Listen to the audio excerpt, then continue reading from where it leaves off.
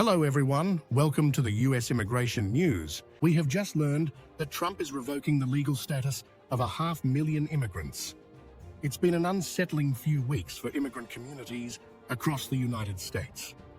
With an abrupt policy shift and an executive order targeting Biden administration programs, President Trump is now planning to revoke legal status from over 530,000 immigrants who believed they had a secure, lawful path forward.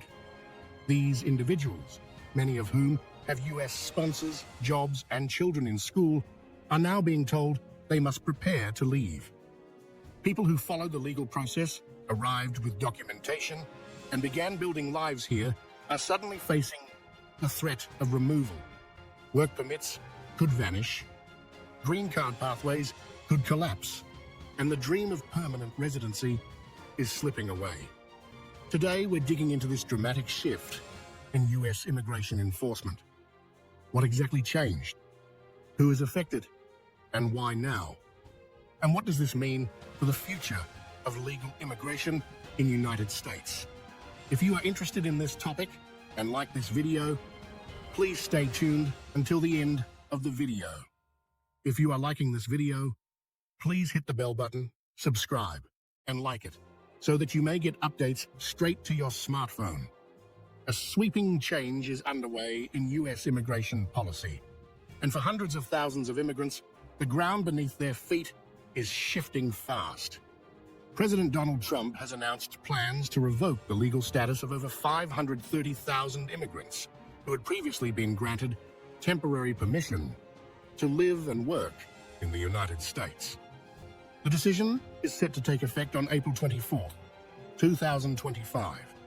For many, this change doesn't just mean the loss of a document, it means the unraveling of stability. These individuals had lawful entry, were vetted, sponsored, and had begun integrating into American life. Now they're being told to prepare for removal. The move stems from an executive order signed by President Trump on his first day back in office, an order that called for the termination of all categorical humanitarian parole programs. These programs, Trump argued, had been unlawfully expanded under the Biden administration and were, in his words, undermining the American worker. In line with this directive, the Department of Homeland Security announced that individuals under these parole programs would now be subject to what's known as expedited removal, a fast-track deportation process that bypasses lengthy court proceedings. The affected individuals had been granted temporary legal status under Biden's initiative, which allowed them to enter the country by air if they had US sponsors. This program, known as CHNV, Cuba, Haiti, Nicaragua, Venezuela, was part of Biden's efforts to create legal migration pathways and reduce illegal border crossings. DHS officials defended the decision, saying it was necessary to restore lawful immigration enforcement and protect public resources. But for those directly impacted and their families, the implications are severe. Many of the 530,000 people affected have spent the last 2 years building their lives in the US. They've been working legally, paying taxes, and sending their children to school. Some are business owners, others are caregivers, construction workers, or farmhands. Most believed they were following the legal process to eventually apply for more permanent status. Now they face a painful set of choices: leave the country voluntarily, remain in legal limbo, or fight to stay through the courts, where options are limited and backlogs are enormous. Immigration attorney Nicolette Glazer described the situation bluntly. "The chaos will be unreal," she said. "We're looking at hundreds of thousands of people whose lawful presence will be stripped away overnight, and most of them have no clear alternative." The legal system is already buckling under pressure. Immigration courts in the US are dealing with a staggering backlog, more than 2.5 million active cases. Adding hundreds of thousands of new removal proceedings could paralyze an already overwhelmed system. Meanwhile, immigrant rights groups and Democratic lawmakers are voicing strong opposition. Karen Tumlin, director of the Justice Action Center, called the move a betrayal. The administration is reneging on a promise made to thousands of immigrants and their sponsors. The result will be widespread fear, confusion, and suffering for families who believed they were on a pathway to stability. And that fear is spreading. On social media, in churches, and at legal clinics, questions are swirling. Will my work permit still be valid? Can my child stay in school? Will ICE show up at my door? The Trump administration, however, remains firm in its stance. DHS has accused the previous administration of misleading the public about the scope and legality of these programs. In a statement, the agency claimed that Biden officials allowed migrants to compete for American jobs, undermining U.S. workers, ignored signs of fraud, and blamed Republicans for the resulting chaos. Supporters of the rollback argue that the parole programs were an overreach. They believe ending them is a necessary step to restore the integrity of the immigration system. Critics, on the other hand, argue that the administration is targeting people who followed the rules, passed security checks, and came here legally. But the scope of this policy shift may not end here. Just weeks after the CHNV parole decision, President Trump signaled that his administration is also reviewing the legal status of another group, approximately 240,000 Ukrainians who fled war and were granted parole in the United States. No final decision has been made yet, but the possibility has set off alarm bells among humanitarian groups. Many of these Ukrainian parolees escaped active conflict zones.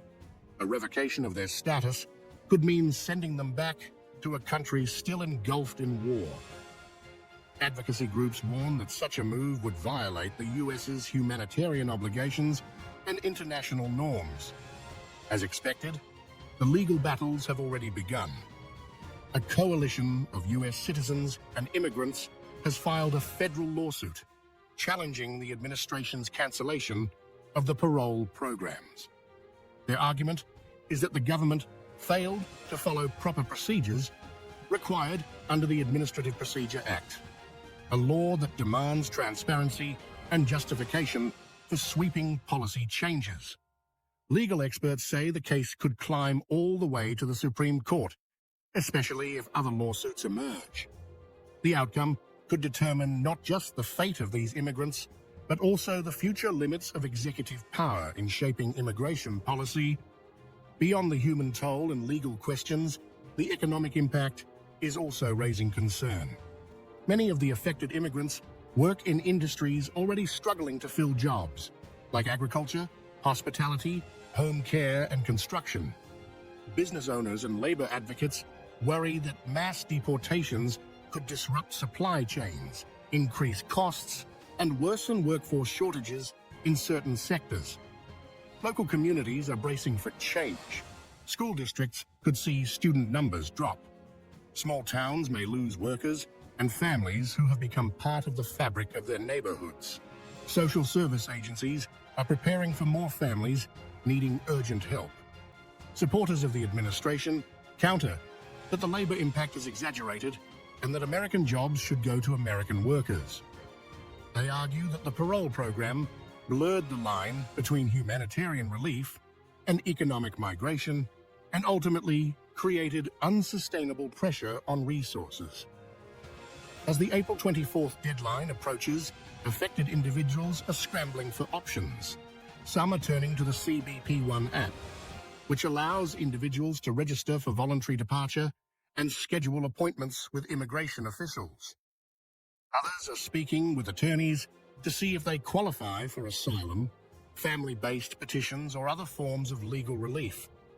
But even those avenues are complicated.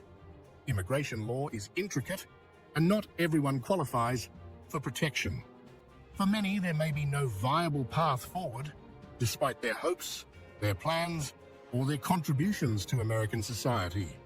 The administration has warned that those who fail to depart voluntarily may face detention, deportation, and bars on future re-entry. This dramatic reversal has reignited a broader national conversation. What does it mean to follow the law if the law keeps changing?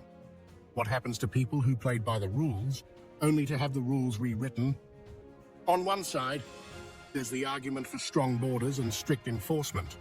On the other, there's the belief that immigration policy should include compassion, consistency, and a commitment to those who did things the right way. In many ways, the fate of these 530,000 immigrants, and potentially hundreds of thousands more, will become a test case for the country. It's not just a legal question, it's a moral and political one too. The next few weeks will be filled with legal filings, court hearings, emergency motions, and political messaging. But behind all that, there are families facing heartbreak, lawyers racing against the clock, and communities left wondering what comes next. Will the courts intervene? Will policy shift again under pressure? Or will this order move forward as planned? For now, one thing is clear. This is one of the most significant immigration policy reversals in modern US history, and its consequences are just beginning to unfold. That's all we have for this bulletin. The US Immigration News Channel provides all necessary visa information and procedures for your US immigration journey. It is important to understand the United States immigration processing steps, visa application requirements, processing times, forms, fees, and more. We will continue to provide all information about US visitor visas, such as B1 and B2, work visas such as L1A, L1B, and H1B, student visas, green cards, immigrant visas, EB1, EB2, EB3, EB4, and EB5, and family immigrant visas. Thank you for visiting us today, and we'll see you in the next video. If you haven't subscribed to our channel, please subscribe to the channel for more US immigration update videos.